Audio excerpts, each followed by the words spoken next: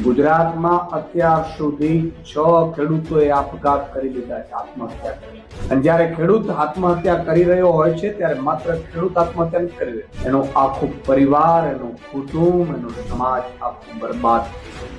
આ થઈ કેમ રહ્યું છે? કારણ શું છે? તમે જુઓ કે બાણવડમાં એક ખેડૂતે આપઘાત કર્યું. બાણવડના જ્યાં હું પોતે ગયો હતો મુલાકાત માટે. પછી ગીર સોમનાથના રેવત ગામમાં ખેડૂતે આપઘાત કર્યું. ત્યાં પણ મેં આખી પરિસ્થિતિ જાણી.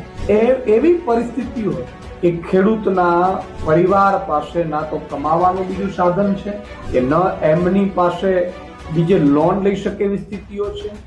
પત્નીના ઘરેણા મૂકીને એમણે જે લોન લીધી એના પણ હપ્તા ભરી શકાય એમ નહોતા, વ્યાજ ભરી શકાય એમ નહોતું. ઉપરથી દીકરા દીકરીઓની ફી ભરવાની હોય, દીકરીના લગ્ન હોય, ત્યારે ખેડૂત કઈ હાલતમાં આપઘાત કરતો હશે?